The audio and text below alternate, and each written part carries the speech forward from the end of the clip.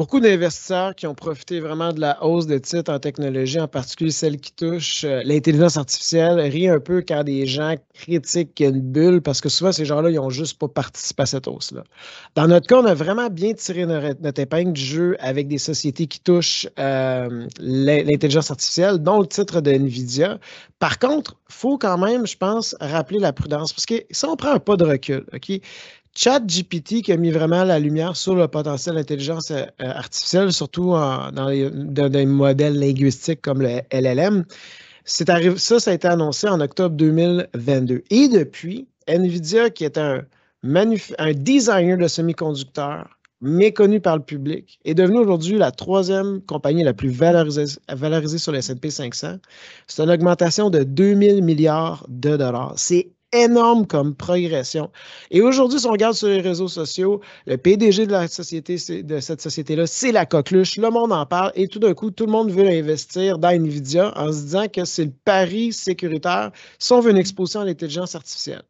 Par contre, là où je vais parler ici, ce n'est pas le potentiel de l'intelligence artificielle sur le potentiel à long terme, parce que personnellement, j'y crois beaucoup, mais on va ramener un peu à la réalité en termes d'évaluation d'entreprise, parce que ça, c'est deux mondes qui sont différents.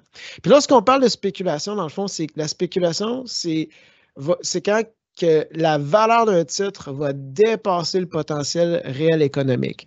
Donc ici au Canada, on se rappelle qu'on a parlé de la légalisation de la marijuana. Tout le monde voulait acheter des titres de marijuana.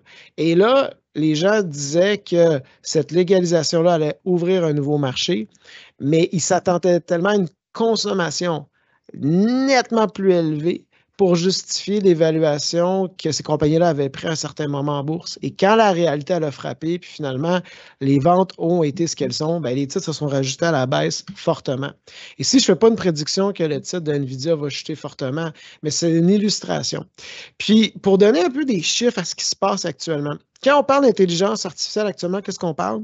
Si on parle d'analyse de données. Donc, actuellement, beaucoup de données montent dans les info-nuages et des sociétés les entreprises vont toutes analyser leurs données pour en extraire une information intéressante. Donc, il y a trois gros joueurs dans le secteur de l'info-nuage. On a Google, on a Amazon, on a Microsoft. Et depuis octobre 2022 à aujourd'hui, ces trois compagnies-là ont eu plus de 2500 milliards de dollars de valorisation. C'est sûr qu'on partait de loin parce qu'à ce moment-là, il y avait une chute dans l'indice du Nasdaq, mais ça reste que c'est phénoménal. Puis, selon The Economist, les ventes en AI dans l'info-nuage pour ces trois entreprises-là qui touchent l'intelligence artificielle générative, ça va être des ventes de 20 milliards de dollars. Donc, dans le fond, la plus-value de 2500 milliards correspond à 120 fois les ventes que ces entreprises-là vont faire dans ce créneau-là. On ne parle pas ici d'une entreprise, une évaluation à 120 fois les profits. C'est 120 fois le chiffre d'affaires. Puis comme j'ai dit, c'est une partie de cette progression-là, ce n'est pas juste à cause de l'intérêt pour le AI. Disons que c'est la moitié. Ça reste qu'en ce moment, le marché paye vraiment cher pour le potentiel économique de l'intelligence artificielle. Il y en a un potentiel, mais est-ce que ça se peut qu'en ce moment, le monde soit un petit peu trop enthousiaste? C'est ça l'objectif du commentaire de cette semaine. Un professeur en finance, Aswad Damodaran, a mentionné récemment que selon lui, la valorisation d'NVIDIA est tellement importante que non seulement son vecteur de croissance en intelligence artificielle n'est pas suffisant, il faudrait qu'elle trouve une autre ligne d'affaires aussi importante dans les 5 prochaines années pour soutenir son évaluation. Ici, ce n'est pas une prédiction, c'est une opinion. On ne sait pas ce qui se passe, mais on ne peut pas prédire ce qui se passe dans les marchés en amont. Mais ça reflète que l'évaluation d'un titre comme NVIDIA est quand même élevée et pour la justifier, il faudrait que la compagnie livre la marchandise. Jusqu'à présent, la compagnie a livré la marchandise, mais est-ce que ça peut se poursuivre? Donc, l'intelligence artificielle, en ce moment, est-ce que c'est une bulle ou c'est une poche d'air? Bien, moi, je vais être un peu plus du côté poche d'air parce que le potentiel, il est énorme. En fait, il est peut-être même sous-estimé à ce que l'intelligence artificielle va nous amener dans nos vies en gain de productivité sur 5 ou 10 ans.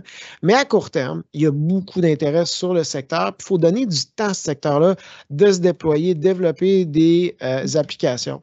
Donc, tout comme Cisco est un peu le pari sûr de la bulle technologique des années 2000, NVIDIA actuellement semble elle aussi être la coqueluche. Donc, dans un portefeuille, il faut se rappeler que c'est important d'être diversifié, d'avoir une exposition aux technologies, mais il faut s'assurer aussi d'être prudent, de ne pas avoir trop toutes nos œufs dans des secteurs ou en particulier dans les entreprises où on commence à voir justement les évaluations s'étirer à des sommets historiques? Je vous remercie.